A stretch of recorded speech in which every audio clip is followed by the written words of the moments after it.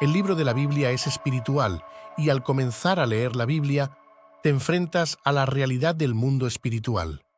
Lo sorprendente es que hay creyentes que no creen en el mundo espiritual, lo cual es muy cuestionable, por decirlo menos, porque la Biblia dice explícitamente en Juan 4:24, Dios es espíritu, y quienes lo adoran deben adorarlo en espíritu y en verdad. Si Dios es espíritu, entonces debe habitar en el mundo espiritual. Dentro del mundo espiritual también hay otros espíritus, tanto buenos como malos. Encontramos a los santos ángeles con sus diferentes jerarquías y también encontramos espíritus malignos y demoníacos con sus diferentes jerarquías. Lucas 11:24-26 nos dice: Cuando el espíritu inmundo sale del hombre, anda por lugares secos buscando reposo y no lo halla. Entonces dice: Volveré a mi casa de donde salí, y cuando vuelve, la encuentra barrida y adornada. Entonces va y toma consigo otros 7 espíritus peores que él, y entrados moran allí, y el postrer estado de aquel hombre viene a ser peor que el primero. La atmósfera y el espíritu que encontrarás en un casino, en comparación con la atmósfera que encontrarás en una iglesia durante la alabanza y la adoración, son 2 ambientes completamente diferentes. Como creyentes, necesitamos ser conscientes de esto. Lo mismo puede decirse acerca de los hogares de las personas. La atmósfera en tu hogar puede ser completamente diferente a la de la casa de tu vecino debido a lo que ocurre en ambos lugares. Puedes tener al Espíritu Santo y a los ángeles santos ocupando tu hogar, o puedes tener espíritus impíos ocupándolo.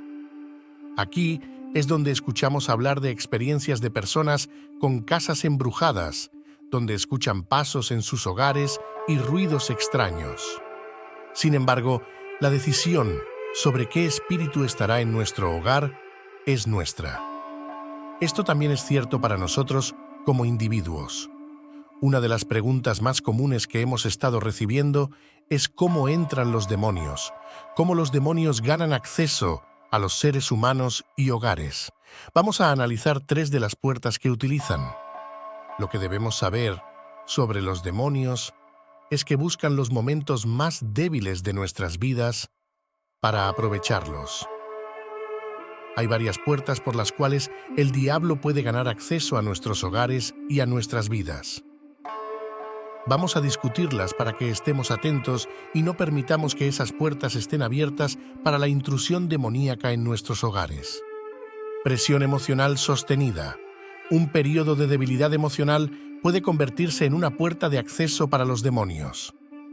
Derek Prince, un famoso ministro británico, habló sobre este tema hace muchos años, enumerando varias avenidas diferentes por las cuales los demonios entran, algunas de las cuales eran influencias prenatales, un momento de miedo y muchas más.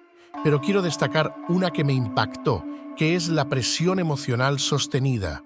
Los tiempos de presión emocional y conmoción pueden convertirse en una puerta para que los demonios accedan. Por ejemplo, una mujer espera casarse y justo antes del día de la boda se cancela el compromiso.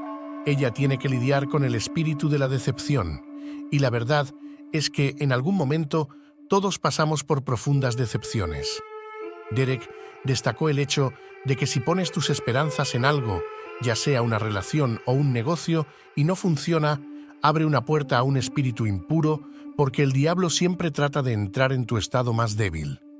Observa cuando fue a Jesús en el desierto después de 40 días de ayuno. El diablo no lucha limpio. ¿Cómo cerramos esta puerta? La respuesta es el Espíritu Santo.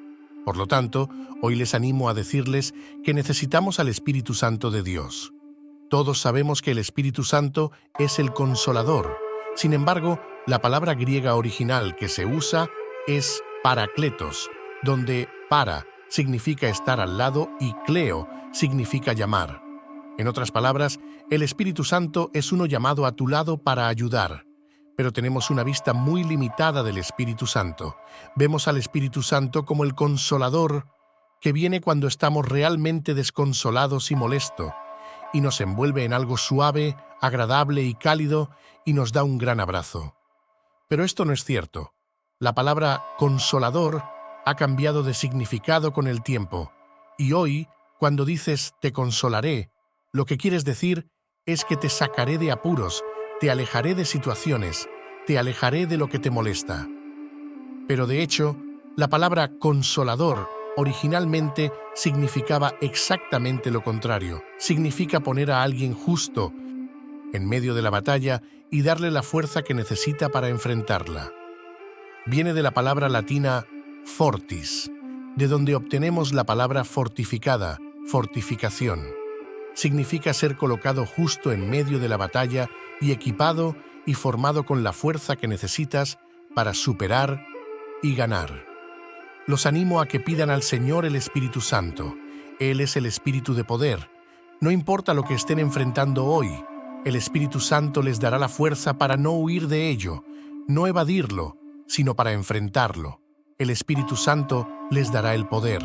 Jesús no envió el Espíritu de verdad para que seamos derrotados en nuestros desafíos, derrotados en nuestros desafíos emocionales, derrotados en nuestros desafíos espirituales. El Espíritu de verdad vino a darte el poder para enfrentar lo que estás enfrentando en tu vida hoy. En este tiempo, debemos buscar otro nivel de conexión con el Espíritu Santo. Esto enviará una descarga de poder y novedad al núcleo de nuestro ser. El poder viene cuando el espíritu del hombre está conectado con el Espíritu de Dios. No tienen que enfrentar solos las batallas de la vida. Dios les ha dado la provisión del Espíritu Santo. Él les dará fuerza. Hábitos pecaminosos deliberados. Una práctica consistente del pecado es otra puerta utilizada por el enemigo. La Biblia dice que aquel que peca es del diablo, lo que significa que los espíritus demoníacos siempre estarán disponibles donde la práctica del pecado es constante. Adoptar un hábito pecaminoso puede abrir la puerta para él. Judas Iscariote tomó una decisión equivocada al traicionar a Cristo y Satanás se aprovechó de él. Lucas 22:3 dice: Entonces Satanás entró en Judas, llamado Iscariote, uno de los 12. Una decisión equivocada es suficiente para abrir la puerta a la influencia demoníaca en un hogar. Rebelión contra los 2 primeros mandamientos en tu vida o en la historia de tu familia. Éxodo 23:5 dice: No tendrás dioses ajenos delante de mí. No te harás imagen ni ninguna semejanza de lo que esté arriba en el cielo, ni abajo en la tierra, ni en las aguas debajo de la tierra. No te inclinarás a ellas ni las servirás, porque yo, el Señor tu Dios, soy Dios celoso, que visito la iniquidad de los padres sobre los hijos hasta la 3ª y 4ª generación. Los 2 primeros mandamientos tienen que ver con la idolatría, y todas las formas de idolatría abren automáticamente la puerta. Y si observan lo que el Señor dijo que visitaría la iniquidad y los pecados de los padres hasta la 3ª y 4ª generación. No se destaca ninguna advertencia como esta para los otros mandamientos, excepto para los 2 primeros. Esto nos dice que nuestras acciones como padres tienen un efecto directo en las generaciones venideras. Esto también funciona en sentido contrario, lo que significa que si las acciones de nuestros padres, madres, abuelos o abuelas han estado involucradas en la idolatría, hay una apertura en tu vida que necesitas cerrar. Esto destaca la importancia del Espíritu Santo y por qué necesitamos al Espíritu Santo en nuestra vida, porque en algunos casos, y para algunos de nosotros, es posible que no tengamos idea de en qué estaban involucrados nuestros padres o bisabuelos. Por lo tanto, ¿cómo puedes luchar y orar contra algo que no sabes? Pero el Espíritu Santo sabe lo que las generaciones antes de ti estuvieron involucradas. Romanos 8:26. De la misma manera, el Espíritu también ayuda en nuestras debilidades. Aquí, nuestra debilidad es el desconocimiento de lo que hicieron las generaciones antes que nosotros, ya que no sabemos por qué debemos orar como deberíamos. Pero el Espíritu mismo intercede por nosotros con gemidos que no pueden ser expresados. Por eso es tan importante orar en el Espíritu. No tienes idea de la batalla que el Espíritu Santo está librando por nosotros cuando oramos en el Espíritu. No tenemos idea de qué puertas está cerrando en nuestras vidas cuando oramos en el Espíritu. En los círculos cristianos modernos hay demasiado énfasis en las puertas que Dios abre. Necesitamos agradecer aún más por las puertas que cierra. Ahora hemos examinado 3 puertas: presión emocional, desolación profunda y hábitos pecaminosos, y quebrantar los 2 primeros mandamientos. Todas requieren que el Espíritu Santo trate con la presión emocional y la desolación profunda. Necesitamos al Espíritu Santo para superar los hábitos pecaminosos. Nuevamente, es por el Espíritu Santo. La santidad no es solo una cuestión de imitación, tratando de seguir el ejemplo de Cristo. Es cuestión de habitación, el Espíritu de Dios viniendo a morar dentro de nosotros. El Espíritu de Dios está trabajando en nosotros día tras día, dándonos forma, moldeándonos, refinando en nosotros la imagen de Jesús. No podemos llegar a ser santos por nuestra cuenta. Dios nos da su Espíritu para ayudarnos a obedecer su palabra, nos da el poder para vencer el pecado. Él es quien nos hace más semejantes a Jesús. Y finalmente, para derrotar la idolatría y los pecados de las generaciones pasadas. Romanos 8:2. Cuando oramos en el Espíritu Santo está cerrando puertas sobre las que no sabemos nada. ¿No es maravilloso que Dios nos lo haya dado? Como creyentes, todos sabemos que tenemos un enemigo principal, el diablo, y acecha y escucha buscando una oportunidad para entrar en nuestras vidas. La Biblia dice en 1 Pedro 5:8, sed sobrios, estad alerta, porque vuestro adversario el diablo, como león rugiente, anda buscando a quien devorar. Podemos ver en este verso que está merodeando, buscando una oportunidad para entrar en tu vida.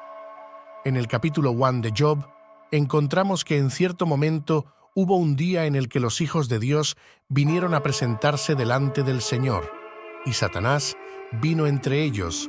Versículo 7. Job 1 nos cuenta algo interesante. Una conversación entre el Señor y Satanás ocurrió. El versículo 7 dice: y Jehová dijo a Satanás, ¿de dónde vienes? Respondiendo Satanás a Jehová, dijo, de dar vueltas por la tierra y de andar por ella. Nota lo que el diablo le dijo a Dios que estaba haciendo. Estaba dando vueltas por la tierra, mirando. Como creyentes, pensamos que solo los ángeles del Señor nos están vigilando, pero igualmente debemos tener en cuenta que el diablo y su ejército también nos están observando, buscando una oportunidad para entrar en nuestras vidas y tratar de destruirlas. Por eso, se nos da una advertencia explícita en Efesios 4:27. No deis lugar al diablo. No le demos espacio en nuestros hogares o en nuestras vidas. Ahora veamos las formas en que las personas, sin saberlo, pueden estar dando lugar al diablo o invitándolo a sus vidas. Comencemos por la lengua. Hay poder en la lengua y en las expresiones. A menudo decimos cosas que no queremos decir realmente, ya sea por enojo, frustración, pura ignorancia o incluso como una broma.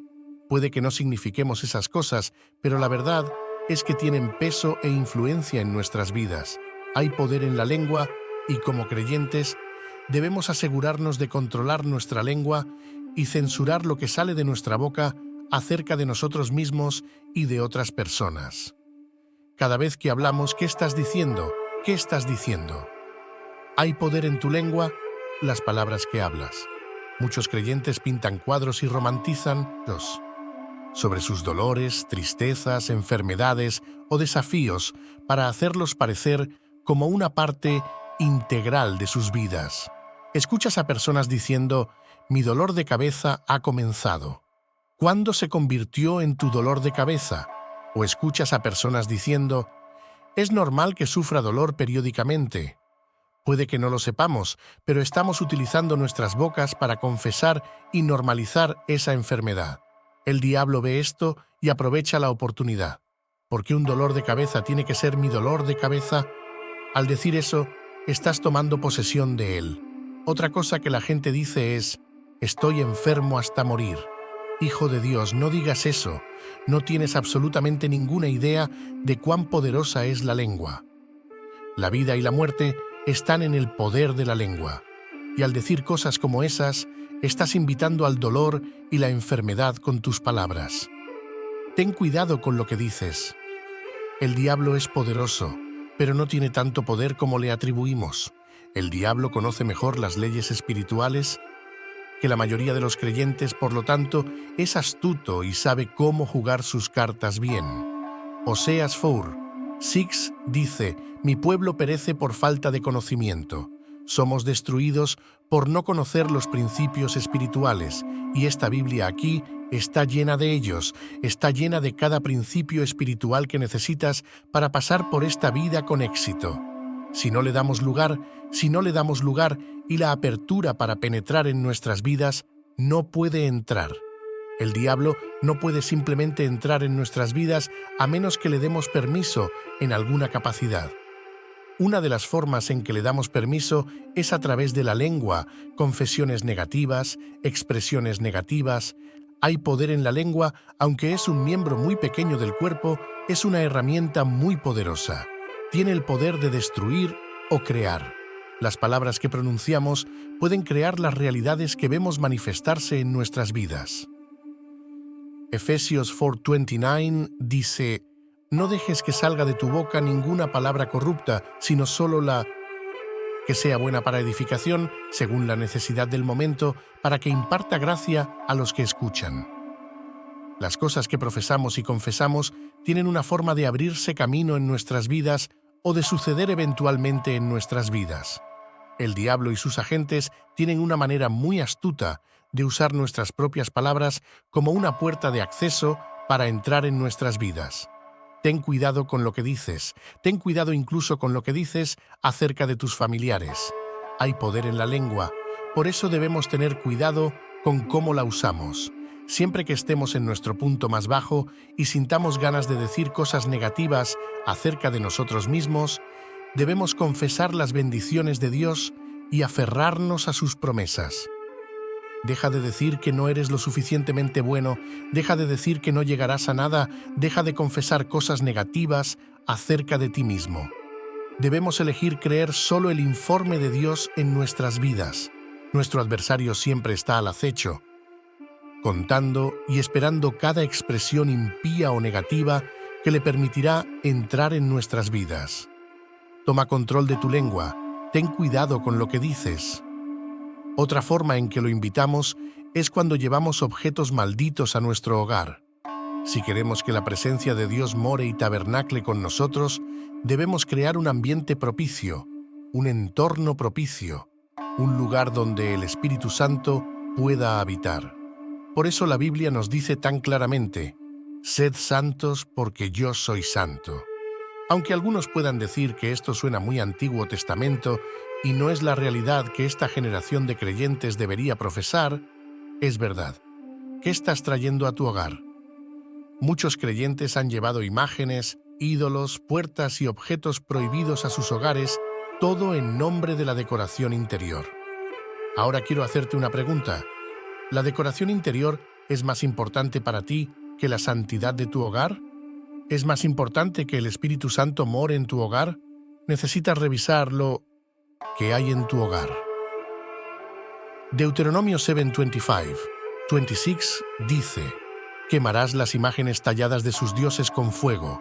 No codiciarás la plata ni el oro que está sobre ellas, ni lo tomarás para ti, no sea que por ello caigas en lazo, porque abominación es a Jehová tu Dios. Y no traerás cosa abominable a tu casa, para que no seas anatema como ella. Del todo la aborrecerás, y del todo la abominarás, porque es anatema». Escucha esta frase: «No traerás cosa abominable a tu casa, para que no seas anatema». Compramos algunos objetos solo por su representación estética, sin tomarnos el tiempo de pensar profundamente, ser introspectivos o orar para conocer los orígenes o la inspiración detrás de ellos. Objetos como estos abren paso a ataques viciosos y ataduras. Pueden ser incluso un pequeño objeto de joyería o una obra de arte que cuelga suelta en tu pared. Solo quiero animarte hoy, hermanos y hermanas, a tener cuidado con lo que traes a tu hogar. Debemos orar por la sabiduría de Dios para saber qué objetos podemos conservar o destruir completamente en nuestros hogares.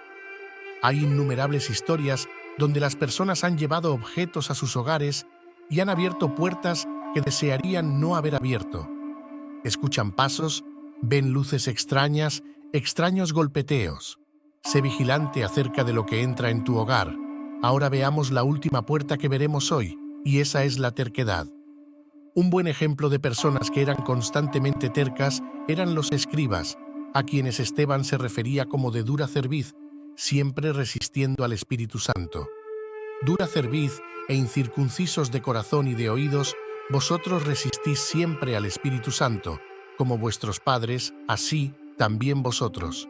Conocemos la palabra de Dios, sabemos lo que la palabra de Dios dice y lo que nos está diciendo que hagamos, pero aún así somos tercos en nuestros caminos, deteniéndonos en nuestros pensamientos, queriendo vivir nuestra vida a nuestra manera y no a la manera de Dios, amigo mío. Si no estás viviendo de acuerdo con la palabra de Dios, estás viviendo una vida expuesta. La palabra de Dios está ahí para nuestro propio beneficio.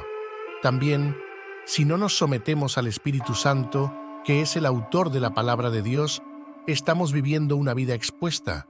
Nosotros, como creyentes, necesitamos someternos al Espíritu Santo. Acabo de hablar de 3 puertas que pueden potencialmente permitir que el enemigo entre en tu vida. En el libro de Efesios, capítulo 4, verso 27, se nos dice que no demos lugar al enemigo y debemos escuchar esto.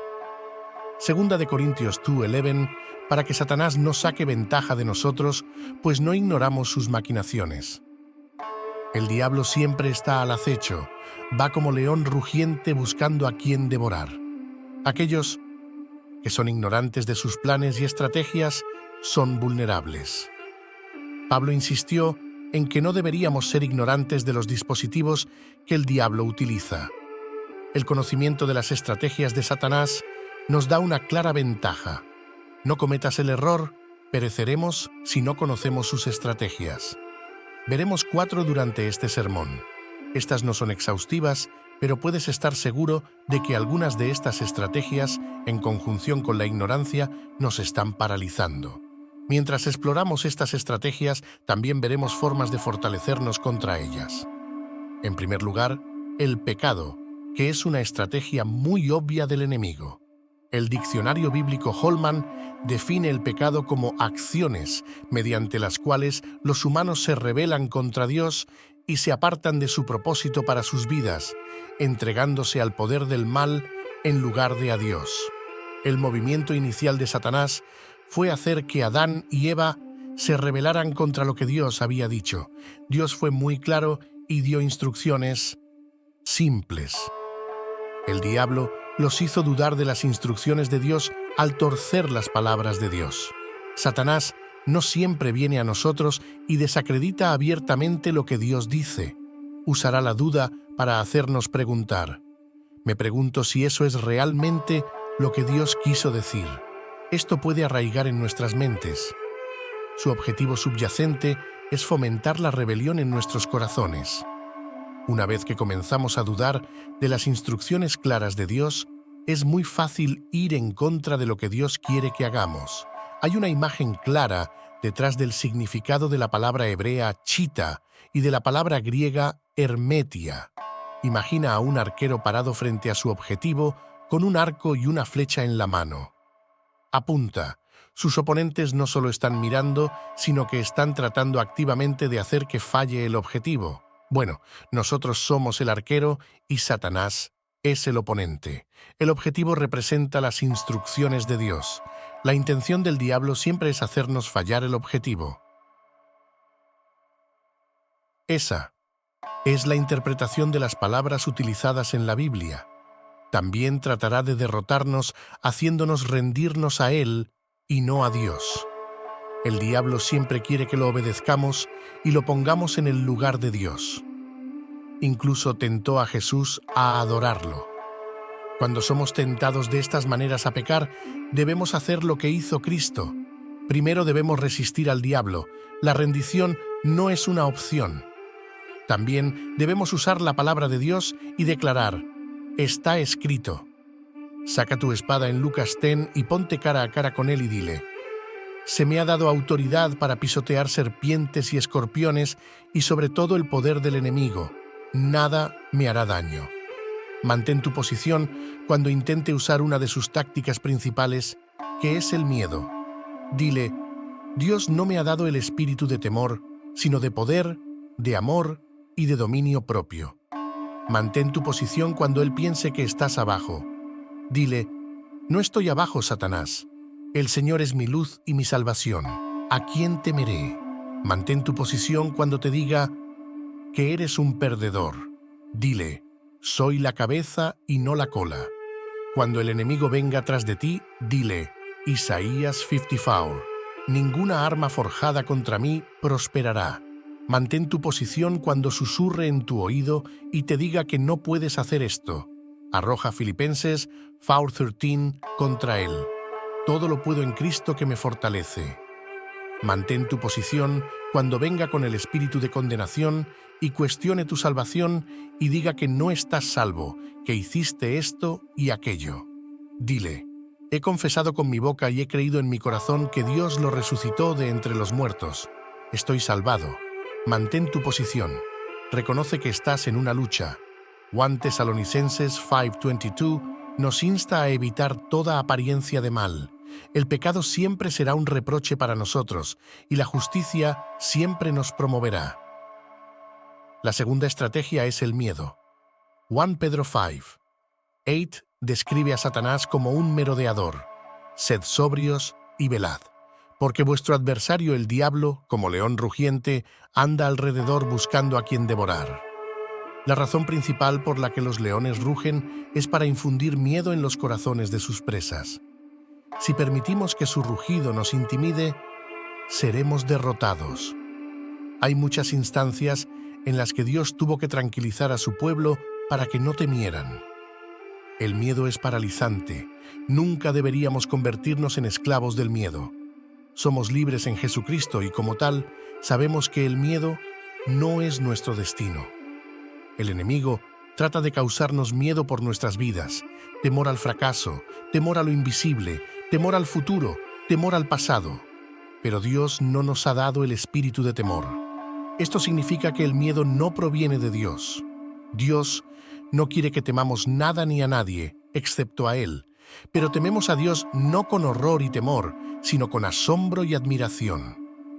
Romanos 8:15 es claro: el espíritu que recibiste no os esclaviza para que viváis atemorizados nuevamente. Más bien, recibiste el espíritu de adopción, por el cual clamamos: ¡Abba, Padre! Somos hijos de Dios y clamamos a Él con reverencial admiración. La tercera estrategia del diablo son las mentiras.